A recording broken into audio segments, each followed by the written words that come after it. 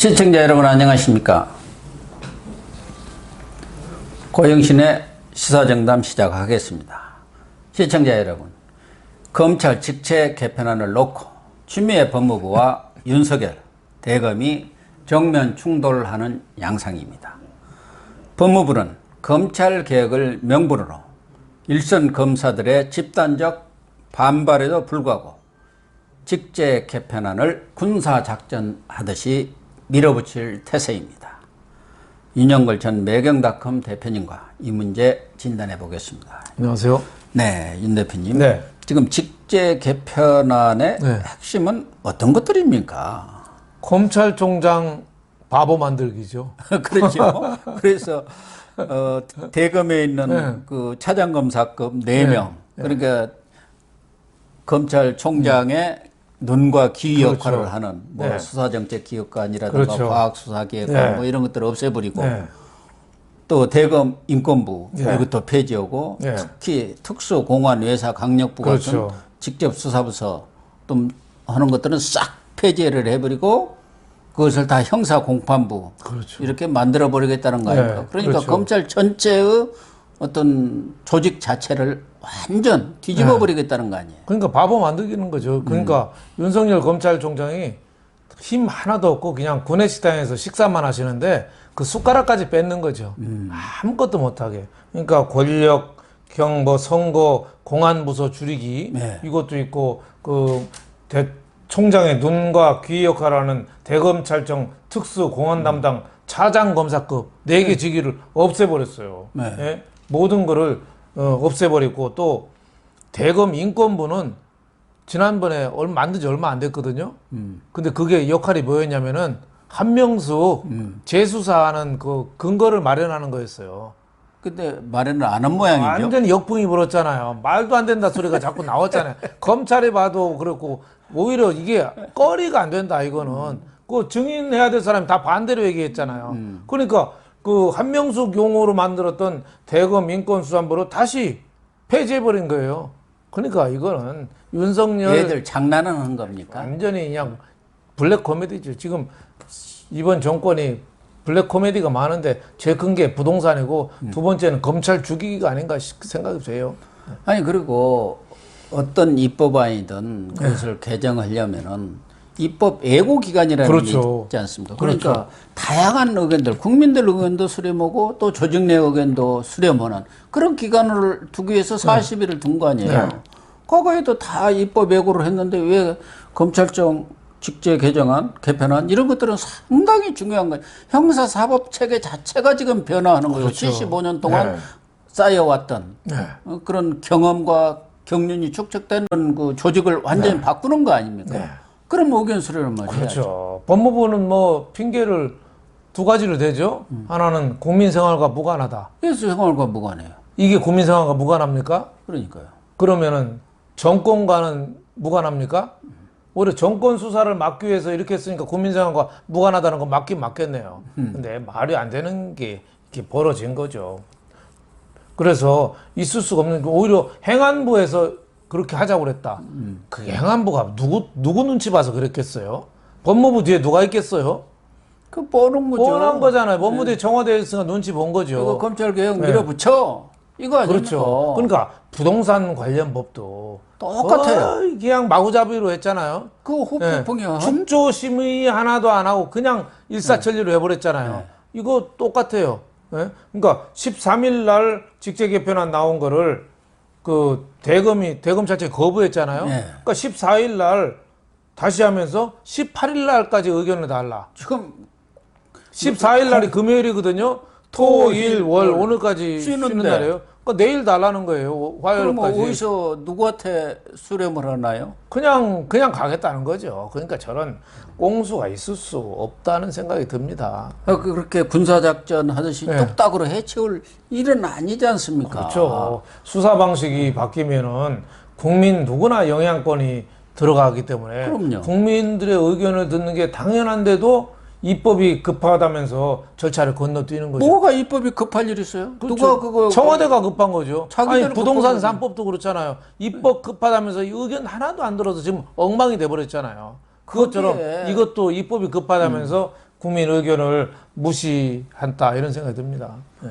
하여간에 부동산 그 3법인가 뭐 그 임대차 3법 뭐 이런 것들을 보면은 정말 국민들을 완전히 말려 죽이려고 작정을 한 것 같아요. 한심하죠. 저게 저는 우리나라 주거제도가 전세에 들어가는데 이제 보증금까지 갖다 내야 돼요. 네. 왜 자기들이 그런 문제까지 개입하냐 이 말이에요. 그것도 돌려주는 줄 알았더니 보증금 낸 것은 그거 끝나면 자기들이 갖는다면서요. 그렇죠. 완전히 이 세금 걷어들이는 데만 혈안이 되는 것 같아요. 참 웃기는 일이 벌어지고 있는데 저렇게 되면 이제 전세 대란이 당연히 되는 거고 또 월세로 또 가면은 주거 비용이 엄청나게 늘어나잖아요. 집 사는 건 더 어려워지고 그러다 보면 어떻게 되겠어요? 이제는 저는 우리나라가 한반도에서 인구 소멸로 달려가고 있다고 봐요.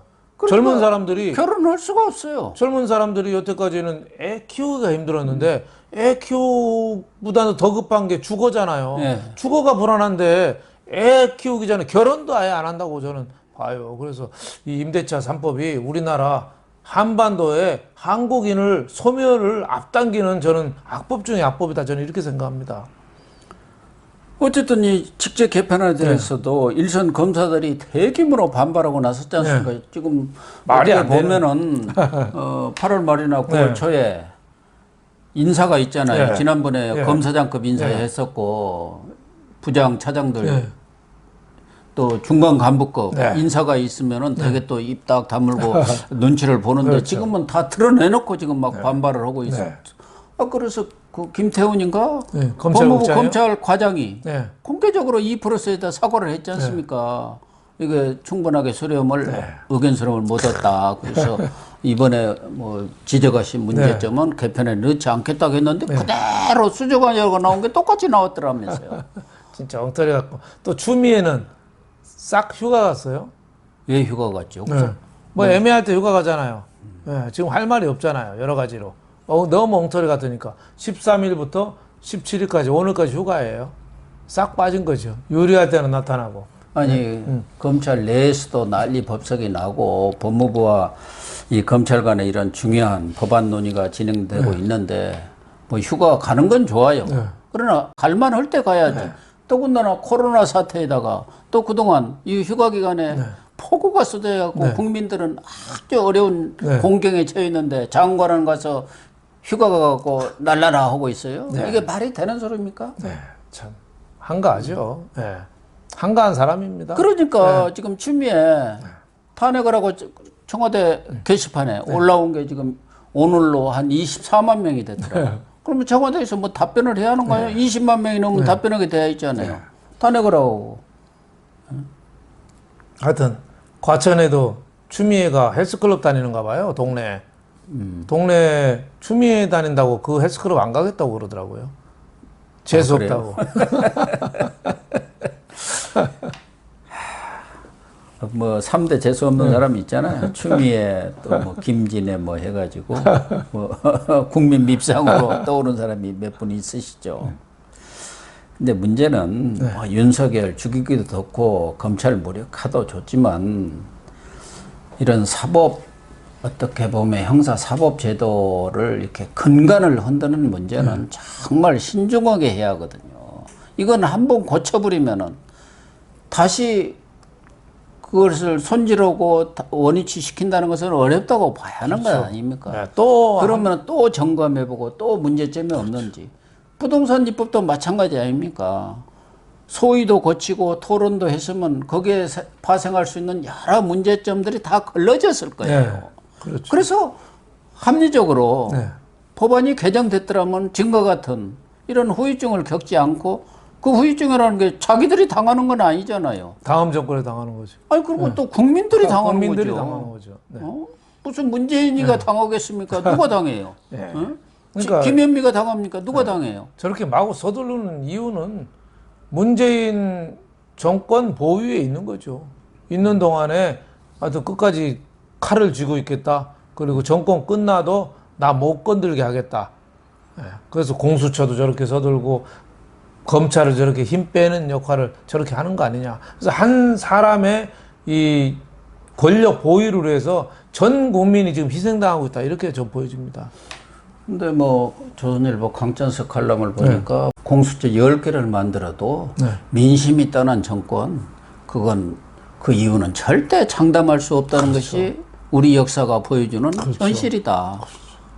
그 얘기를 했더라고요.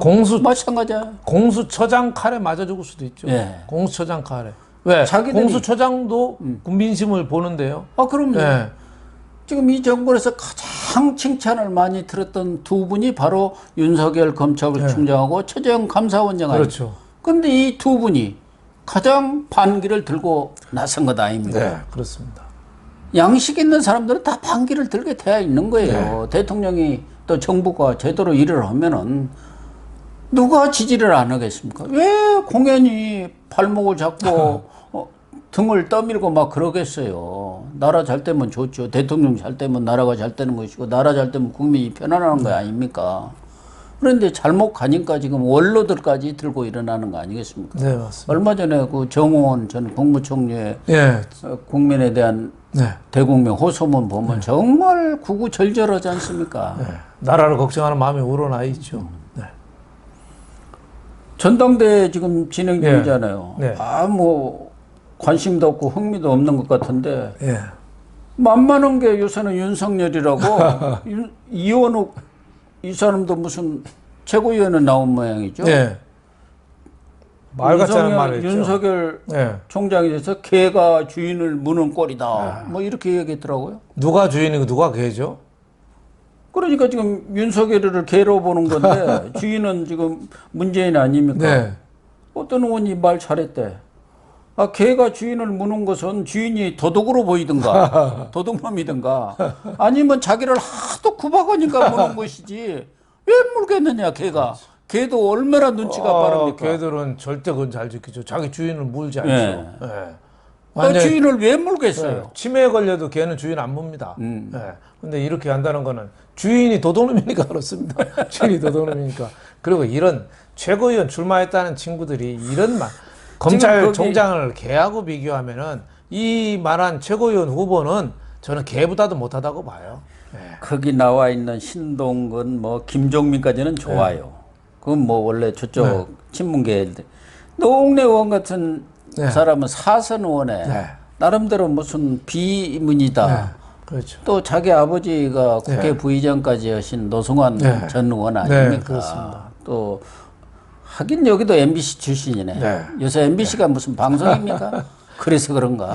그리고 또 사선 의원이 지금 최고위원도 못 되면 완전히 망신당할 것 같아서 그런지 아주 강경하게 또 얘기를 그러니까 했더라고요. 민주당 전당대회가 흥행이 안 되는데 거기서 최고위원이나 당대표 되는 거는 손 몸빠들에서 좌우되니까 거기에서 딸랑딸랑 하지 않으면은 당연히 떨어지니까 이 일반 국민하고는 별로 상관이 없는 거거든요. 그래서 친문 문바들에 대한 구애인데 그래도 어느 정도 품격이 있고 어느 정도 절제되고 팩트에 근거해야 되는데 너무 말도 안 되는 말이 벌어지는데 특히 최고위원 후보 이원욱 의원 같은 사람이 한 거는 주인 무는 개로 윤석열 검찰총장을 비교한 거는 좀 지나쳤다고 생각합니다. 지나친 정도가 아니라 국회의원으로서 자질이 의심스러운 사람이고 지금 뭐 이낙연 같은 경우도 문바들한테 이렇게 어떻게 보면 영합하다 보니까 지지율이 24%에서 17%로 떨어져 버리고 이재명은 13%에서 19%로 올라간 거 아닙니까? 오늘 어디 코리아 리서치인가 어디서 나온 것은 약간 뭐 한 2점 몇 프로 더 앞선 걸로 나와 있던데 어쨌든 윤석열 총장도 지금 3위를 굳건히 지키면서 야권 1위예요.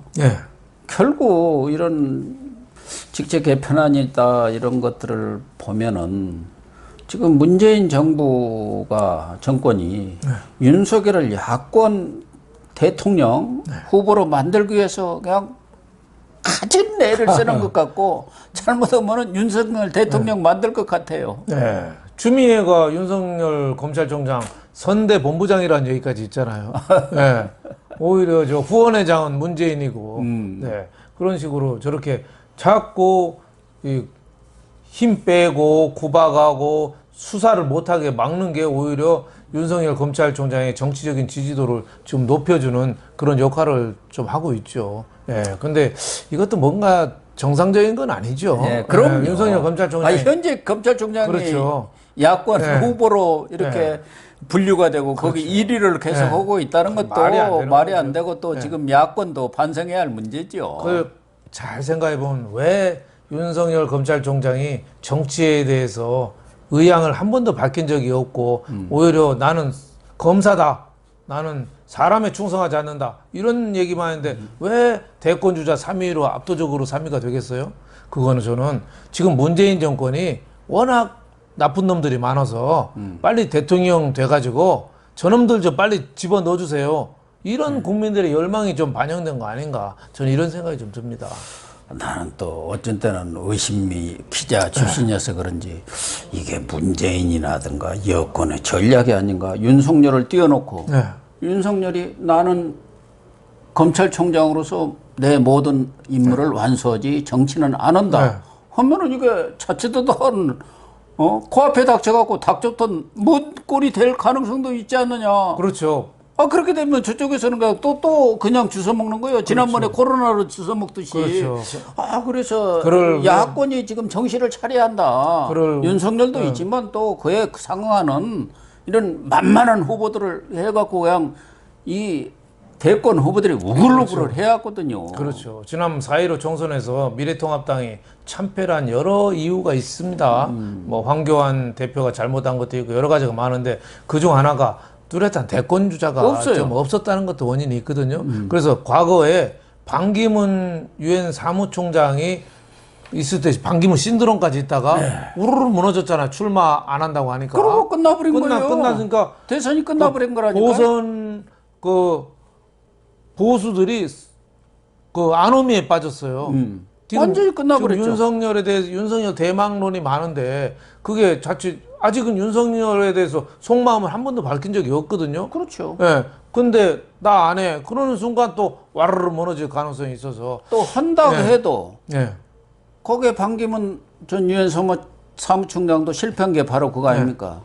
정치권에 노련한 분들 또 거기에 전략적인 그런 결합을 통해서 대선 후보에 나가야 하는데 자기 주변에 그 외교 관련 정치를 그렇죠. 하나도 일도 모르는 사람들을 싹 그 사람들이 둘러싸 버리니까 네. 그러니까 망해버린 거예요. 그렇죠. 윤석열도 또 그러지 말라는 법은 없는 거거든요. 그렇죠. 지난번 황교안 대표도 마찬가지 아닙니까? 그 검찰 출신들 그 사람들이 딱 시끄럼을 짜니까 다른 사람들은 다 당신 혼자 잘해보고 그렇죠. 그리고 그 눈치 보다가 그냥 망한 거예요. 윤석열도 그렇지 말라는 법이 없습니다. 그렇죠. 예. 정치도 특히 검사라든가 이런 소위 엘리트들이 갖고 있는 한계들이 너무 많거든요. 그렇죠. 그런 것들은 정말 정치에 오랜 경험이 있고 경륜이 있는 사람들이 보완해 주지 않으면 그건 백전백패입니다. 그런 맞는 맞습니다. 또 정치는 정치인의 굳은 살이라는 게 있거든요. 많은 상처를 받으면서 성장하거든요. 이재명이가 지금 뭐 여권에서 1위를 왔다 갔다 하지만 이재명이 나쁜 거 악재 많잖아요.